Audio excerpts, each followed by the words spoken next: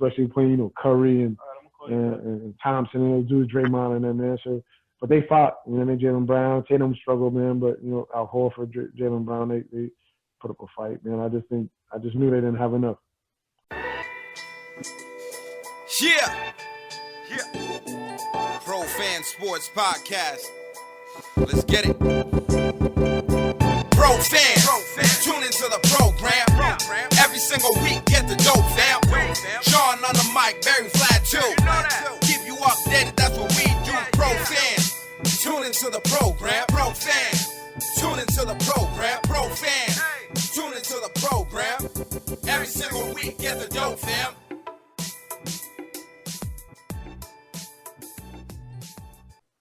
Yo, what to do, everybody? It's your boy, John Altidor with Pro Fan Sports Podcast. Back at you with another one of my boys, Vlad, Barry. And today we got a special guest, he's a Lynn legend, man, from Lynn, Mass. And right now the head boys basketball coach at Bush Academy. I believe that's in New Hampshire, right? Yep. Was also at Lynn English High School, Division I state champions, 2019-2020. Former NBA player. A former teammate of Derrick Rose at Memphis, Antonio Anderson, man. How you doing? I'm good, man. Thank you for having me. Appreciate it. Thank you for coming on, man. We really appreciate that. Happy Juneteenth, man. Likewise, man. Likewise. All my black people, man. It's a blessing. Yeah, a lot of people, they're just finding out about Juneteenth, and I got to tell them, man, it's been here, but you're welcome for a free day. You're welcome for the day off. A lot of people are like, "Oh, it came out of nowhere." I'm like, "No, it didn't, man. It's been there. It's been here." Exactly. Happy Juneteenth to everybody, man. So, how's everything going on with you as far as head coaching right now at Bush Academy? I know you were at Lynn English before, and you left, and now you're at a new spot, right? Yeah, man, it's been good, man. It's tough. You're recruiting, get around, and just trying to put the pieces together, man, and trying to put the right puzzle, man, in place to be successful. So it's just a matter of finding the right people, man, finding the right pieces, communicating with the right people, communicating with the right parents, and just finding the right kids to, put it all in place. But it's been going well overall. Can't complain. Bush Academy is a prep school, right? Yeah, prep school. I mean, how long have you been there so far? This is my first year up there, man. I was in Springfield last year, Springfield Commonwealth. Right, that's what I read. So I was there, and I just took the job at Bush, which is in the same league, just a different school, different location, closer to the home. For me, being around my children and stuff like that, so it's made a lot more sense. So you just moving on up right now, boom. Trying. You trying to get into college and then maybe eventually the NBA? One day. That's the ultimate goal, man. That's the ultimate goal for sure. That's awesome, man. And like I said in the intro, you used to play for Memphis, played with Derrick Rose. You were in the league. I believe you played for Oklahoma City for a little bit, and then was in the D League. It's not a G League, but you're a guy with some experience, man. What was that experience like for you? It was different, man. You know what I mean? I think, coming from Lynn, man, and, going through the public school system and leaving public school to prep school, man, and just understanding the aspect of how hard it is academically, athletically, it just made you change your ways. You know what I mean? I think, going on to college and having the success that we had, was able to, get to where I got to professionally, overseas, D League, NBA, wherever the case may be, just off hard work. But, that foundation was built, being in the Lynn Parks, playing in the park and playing in the Greg House and the Boys and Girls Club and things like that, man, and just building a toughness about myself as a player. I was able to, kind of set myself apart when I got to college, because a lot of guys don't want to do the dirty work. And I think a lot of kids got to understand in college, there's only two guys that do all the scoring. You know what I mean?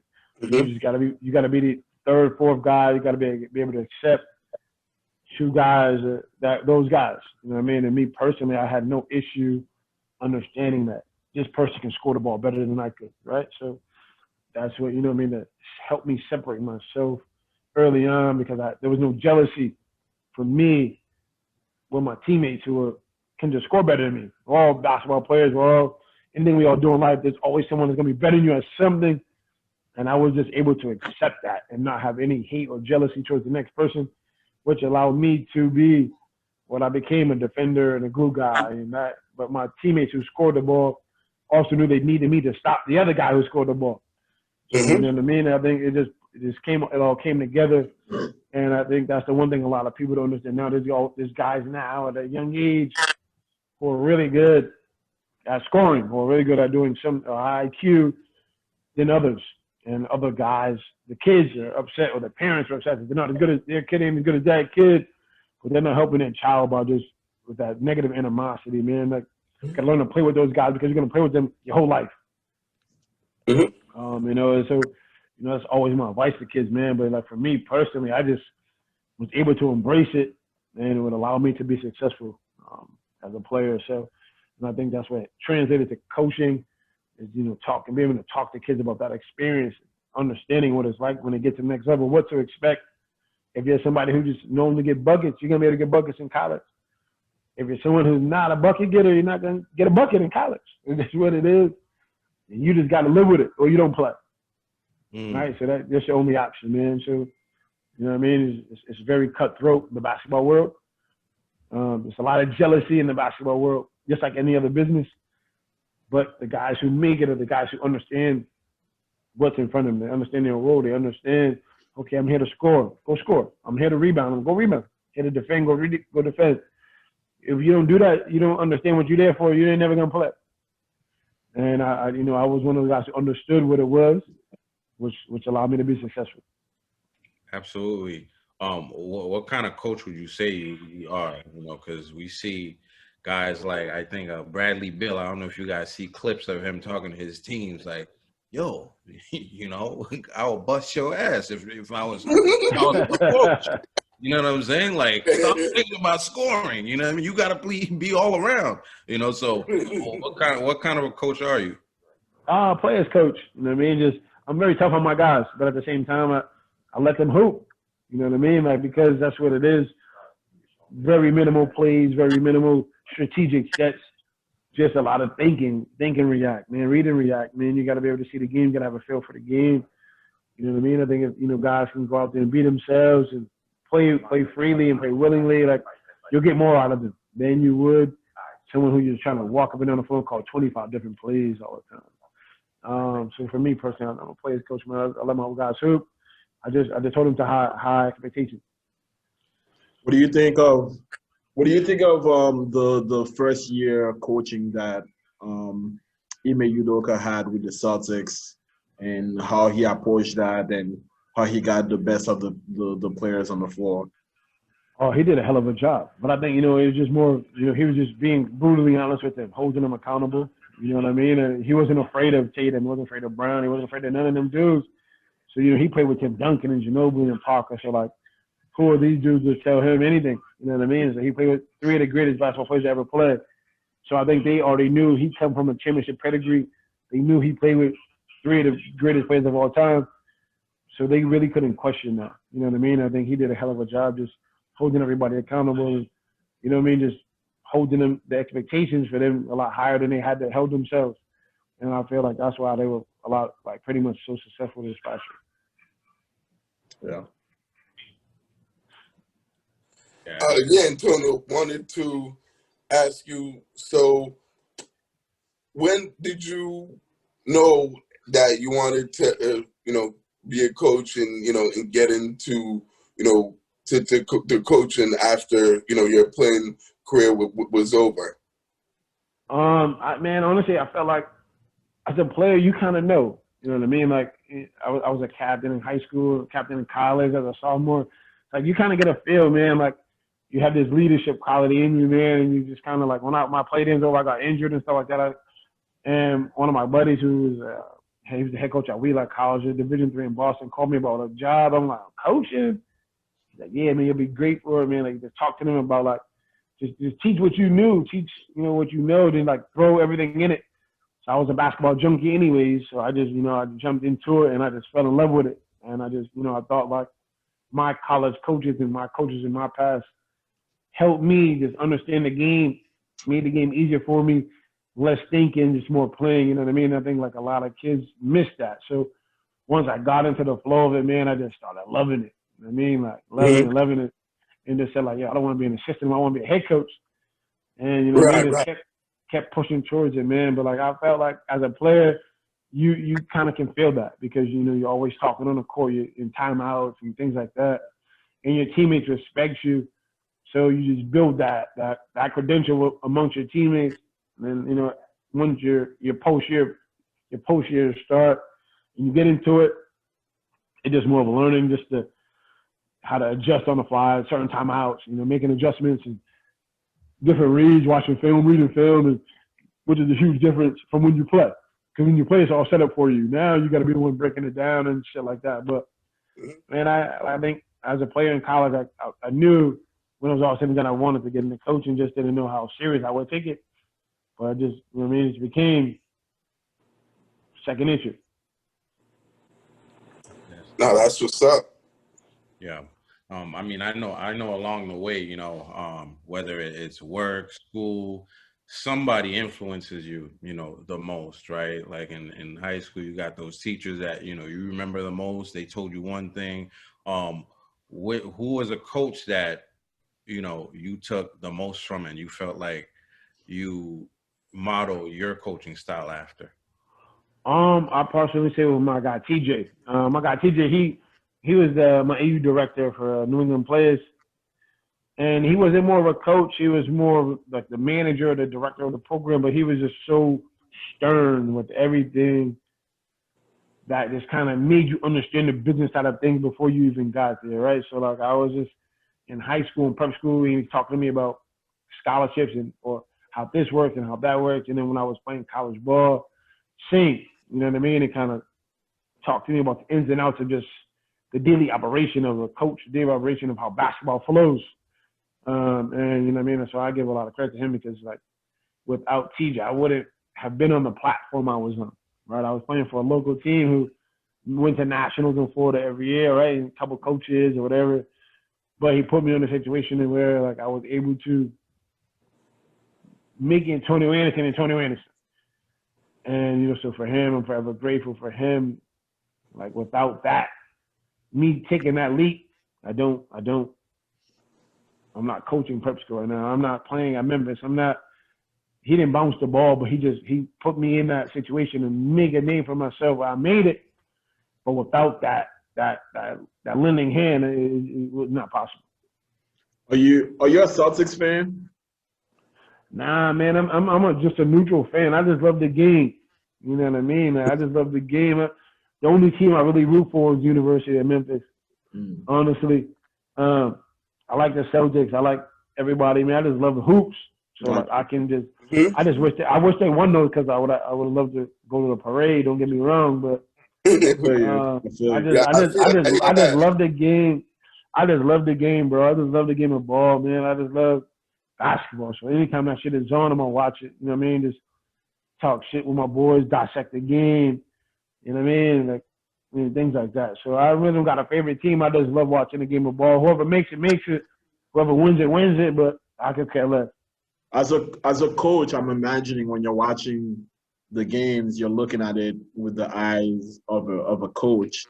And what adjustment do you feel as though the Celtics could have made, especially in that game 6?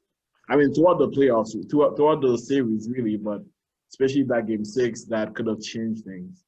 If any. I think they, that they needed, Robert Williams in the game for defense, but like you playing Robert Williams and Al Horford at the same time against the Warriors, you're not beating them. You know what I mean? Like, so I would have just went with Al Horford because offensively he was making a difference. Robert Williams makes a difference on the defensive end and rebounding. I do get that, but he's like, Draymond Green, 6'7", he's out there. You know what I mean? So like, I think, me personally, I would have just played one of them. You know what I mean? I don't think I would have played Derek White as much either. But, You know what I mean? I think, Derek White played well versus the Heat and other teams. So to get those minutes, so he did deserve it. But I just felt like that Horford and Williams lineup together just didn't sit well. Like it wasn't ever going to work. Yeah. No, I hear you. Yeah, that double big lineup. I don't know why they, went to that so much. I know most of the season had worked out to them, prior to the finals. But in the finals, like you said, it really, wasn't effective at all. And and it would have been better if, they had played like 4, guards and stuff, or four wing players and then one big, as opposed to playing, 2 bigs. So no, I totally hear what you're saying. I wanted to ask, what things you think Jason Tatum and Jaylen Brown need to, work on, this offseason to, get better and get to the next level, because they had both really, great years and played, exceptionally well throughout the playoffs and,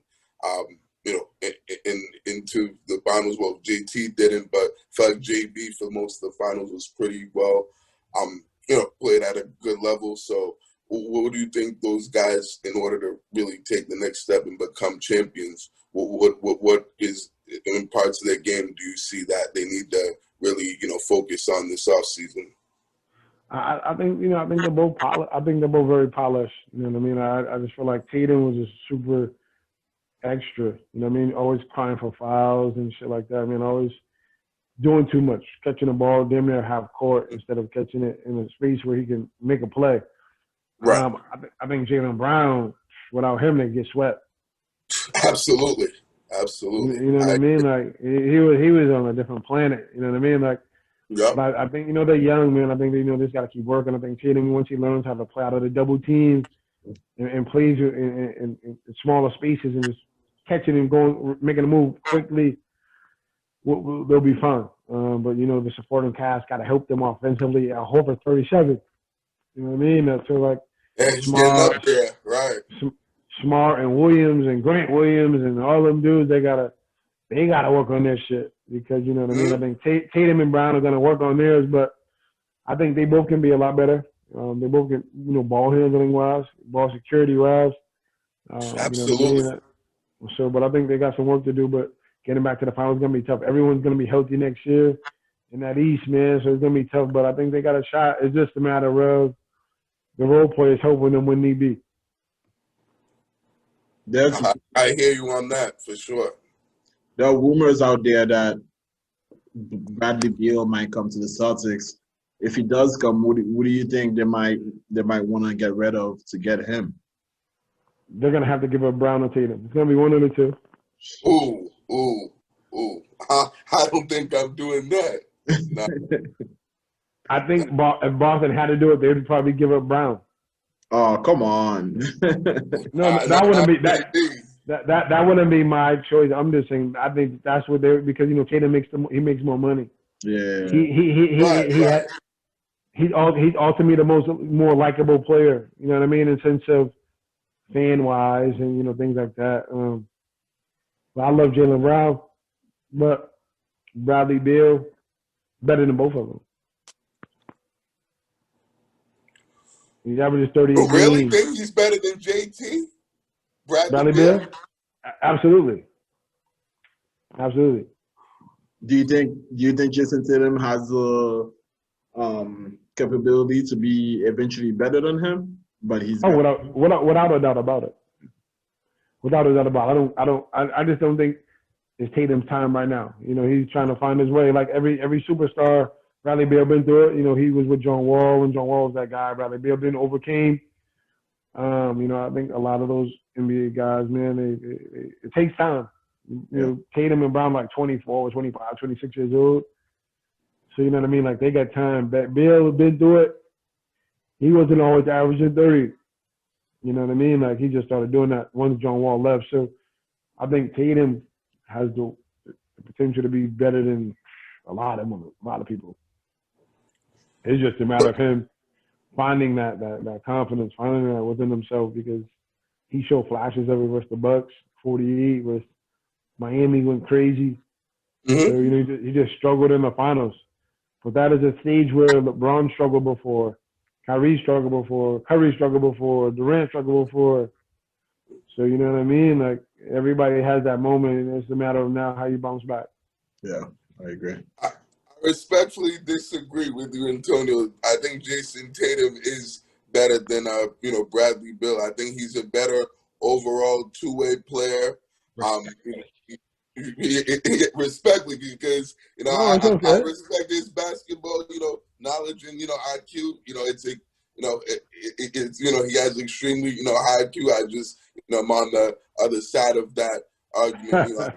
I think Tatum's a guy that can really impact the game in more ways than Bradley Beal, particularly on both ends of the court. Like, Bradley Beal's certainly one of the best scorers and bucket getters in the league. He's a professional scorer and can can absolutely score with the best of them. He has no weakness offensively, but defensively, I feel like he's not really as good and can be taken advantage of. When we've seen Tatum when he's playing at his best, he's able to not only score offensively, but he can also guard the other team's best player, like Kevin Durant, and Jimmy Butler at times in the Miami series, and stuff. We've seen instances that he's been able to play extremely well on both ends of the floor at the same time, and I feel like that's why he was first team All NBA, and he's in that talk of being a top 5, top 10 player in this league. When Bradley Beal, I feel like, is a little bit outside of that conversation right now. He's close to being top 10, but I don't think he's quite there yet, just because of him being a one-dimensional player. So that's just my take. And honestly, ain't nothing wrong with that. I agree. I feel Tatum can pass, Tatum can do those things, but I also feel like it's also the situation, because I think Bradley Beal also been All NBA. He's also on a horrible team, on a horrible franchise. But Tatum definitely can defend. He defended well until the finals. Right. You know what I mean? So, like, I think it was easier for him covering Durant, which Durant can only pass to Kyrie Irving. Right. That's true. But at the end of the day, he is really good defensively. He just had a bad NBA Finals this year, man. Like, it happens to the best of them. Yeah. I hear you. Absolutely. Yeah, they're great players. Like you say, even the all-time greats and players in this era and generation have had bad NBA Finals, but they've all been able to respond and get better from it, use it as motivation, and really work even harder on their games and make sure they come back even better and stronger and and tougher and a completely different player next year. And we'll hopefully that Tatum's able to follow suit, and that's the case with him. I think there's obviously a good chance of that, because he's a guy that I feel like he really works on his game and and has pretty much gotten better every year. So I think that he's certainly more than capable of being able to make that happen and use this to was more fuel to the fire in this offseason to really take his game to the next level and really show people that he really is a true elite superstar in the NBA. Well, I agree. You think Jason Tatum deserved everything that he's getting, from social media? Everywhere he turns around, somebody's coming for him. Do you think he deserves that? Absolutely not. You know what I mean? But that's what comes with the territory of being who you are. Mm-hmm. You know what I mean? Like, he's always going to get more backlash than Horford or Marcus Smart or one of those guys. You know what I mean? Just because he's a superstar, gets $100-something million. He's a $170 million contract guy. You're gonna get that. You're gonna get that those words. You know what I mean? So I just think he's probably using it to help himself just get better for next year. You know what I mean? Is it fair? I don't think so. But that just comes with the territory. You know, it goes with all superstars. Your team loses, even if they have 40, they're going to get talked about. Right. You know, so that's just something that come with being who they are. Yeah, I think you know, I mean, Jason Tatum played over 100-something games this year alone. You know, including going back into the Olympics in the summer.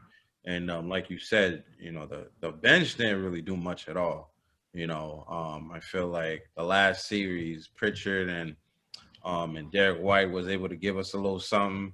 You know, Derek White did really well to get us over the hump. You know, Grant Williams even won us a Game 7 against the Bucks. You know, and in the finals, it seemed like those guys were nowhere to be found. And Grant Williams was a walking foul every time he was out there.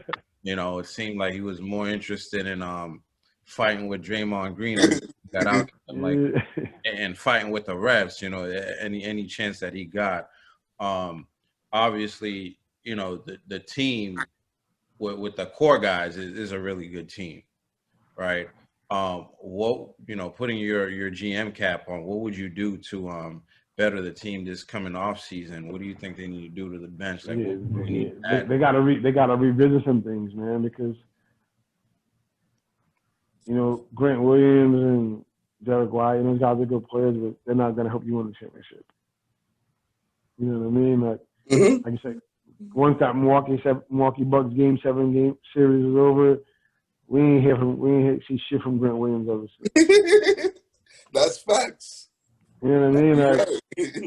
Like he just said, like all that talking to the referees and arguing dudes every 2 seconds, like, yo, get out of the game, man, whatever. You know what I mean? I think for Pritchard to play well then in the finals, he just shrunk. That's a huge stage, but it's also a stage in which it's very tough to get you. You feel me? Like, thinking about Allen Iverson, is probably one of the greatest players ever played. One of my favorite players ever. Only been to the NBA Finals one time in his whole career. Like, so there's no promise that they even ever go back. So, like, if Tatum never goes back, that's going to stink with him for the rest of his career, the rest of his life. Mm-hmm. But I do think if he ever gets back, he'll be a lot better than he was this time around. You know what I mean? That's a huge stage. That's just a big stage that I don't think they're too young to be ready for that. There's guys in college basketball older than them dudes right now. It would have been nice if they did it, though. No lie. It would have been nice. Oh, yeah. Yo, it would have been. I wanted to go to the parade. I was ready. Oh, I was man. there too. I was in there. I would have pretended to be Dominican. I was gonna wear a Dominican flag and everything on my head and everything. I was gonna represent for Al Horford at the parade and everything, man. I was ready, bro. I was ready. Do you feel as though Al Horford got another year in him? Huh? Do you feel as though Al got another year in him? He do, you know, because he doesn't shoot threes. So hopefully he can make some more next year. Right.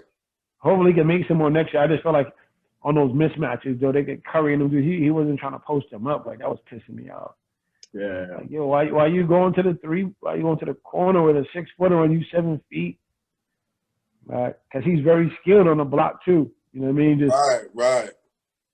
I think the Celtics just play so much ISO ball that it was impossible for them to win. Like, Warriors are running plays. Boston just come down, get it to Tatum or Brown and get out the way. Everybody stand around. Like, then, like, when shit got close, Marcus Smart wanted to play hero ball. Like, shit was crazy.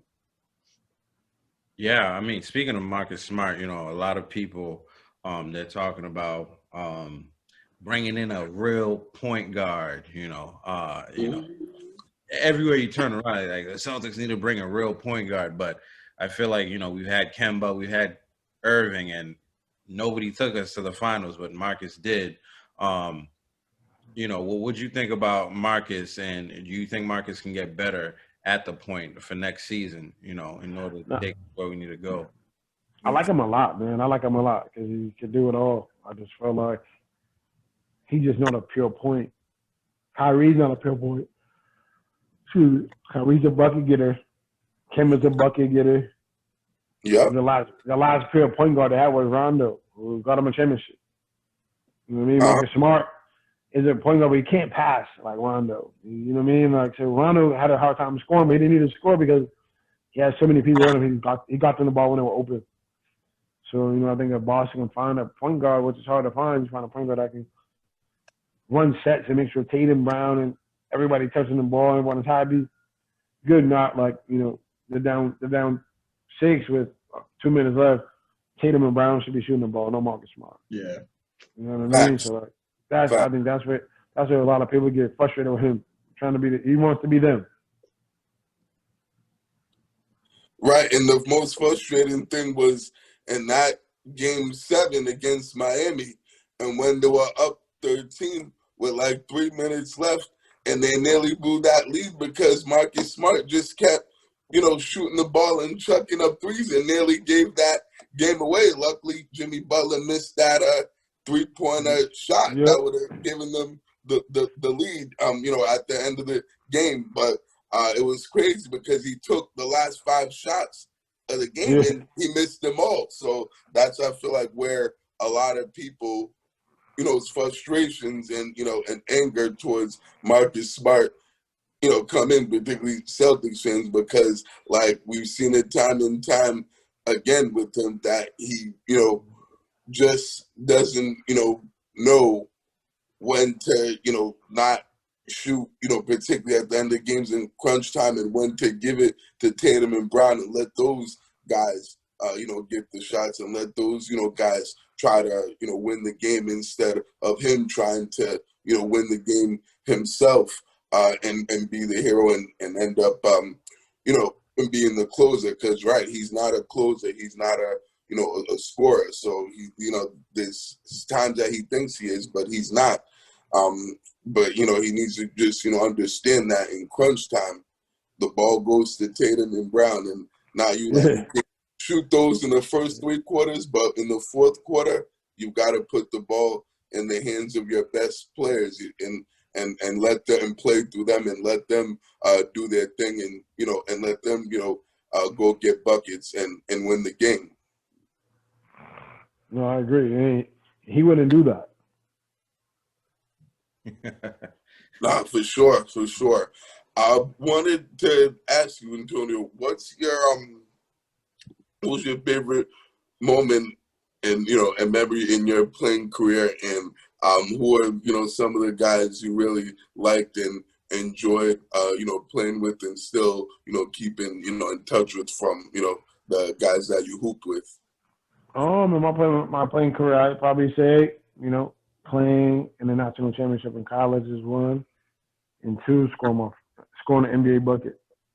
You know what I mean? Those got to be the 2. My favorite players to play with, like, you know what I mean, like my college teammates, Chris probably Dorsey, Dozier, D Rose, you know, Tyreek, you know what I mean? NBA wise, you know, Durant, Russ, James Harden, those are my guys, Serge Ibaka. Roger Bell's like one of my biggest mentors as a player. So, you know what I mean? Got really good friends who, you know, I stay in contact with all the time. But have some great moments, man, great memories for sure. That was like definitely mind blowing when you sit back and think about it sometimes. For sure, for sure. Anything that happened, any like funny or crazy things that happened in like the locker room or behind the scenes that, you know? Yeah, a lot of wild stuff, but you know, yeah, we had some great times. You know what I mean? You know, some great moments. I say, you know, man, a lot of it's a little explicit. Man, it has some amazing times, amazing players, amazing people, some NBA superstars who are normal people. I mean, like James Harden, Russell Westbrook, Kevin Durant, all these guys, Derrick Rose, all these guys who people see in a different light. Like people like I text all the time. You know what I mean? So it's like I know people look at them differently, but like they're just like us. They talk shit, they joke around. You know what I mean? Like. But, you know, they just look at them because they just make so much money.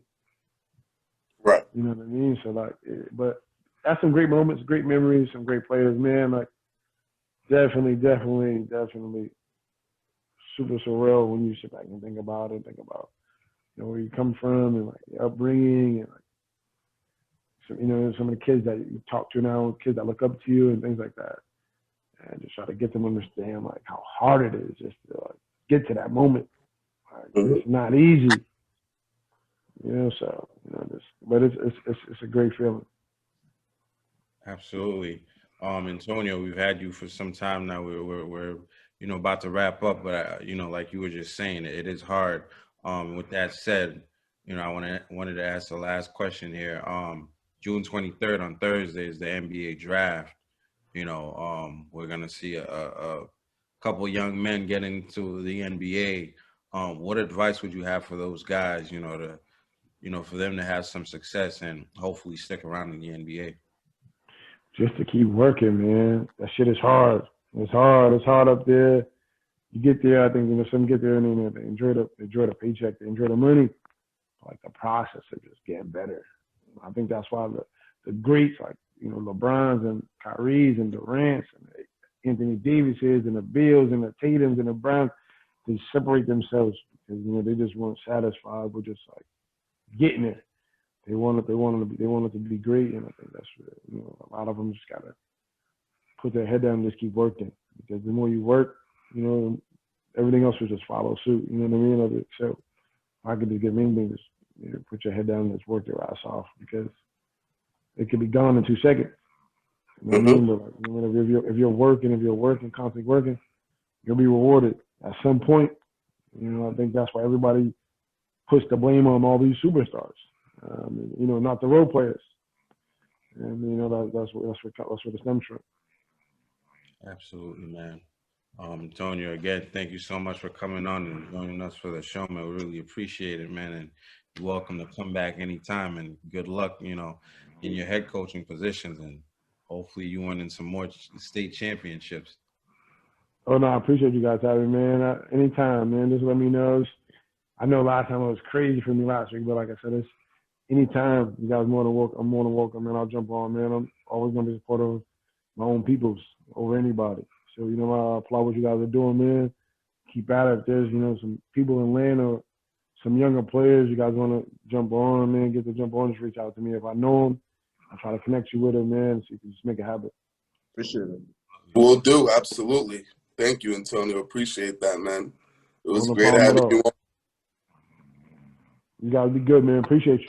Have a good night. No problem. Thank you, Antonio. Appreciate you too. Have a good night, man. Good seeing you. Appreciate it, fellas. Yes. There it is. That was Antonio Anderson. If you want to follow him in his career, you can follow him on Twitter at ToneAnderson5. That's his Twitter handle. Doing big things out there, trying to pave his way into the league, hopefully, with his head coaching situation going on. But yeah, man, if you're still watching, first of all, thank you to all our subscribers. We're finally over 1,000 subscribers right now.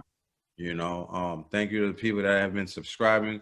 Greatly appreciate it, man. That's the best way you can support, the channel, support us as, content creators on YouTube. Make sure you're liking, subscribing, commenting, sharing the videos to as many people as possible. Make sure you're following us on all platforms too. See it back there. You can follow us on all platforms at ProFanSports on everything except for Instagram, and Instagram is at ProFans_sports. And we're looking forward to interacting with you guys. So until the next episode, man, thanks for watching. So have a good week. See y'all next week. Oh yeah, happy Juneteenth, man. Happy Juneteenth and happy Father's Day to all the fathers out there.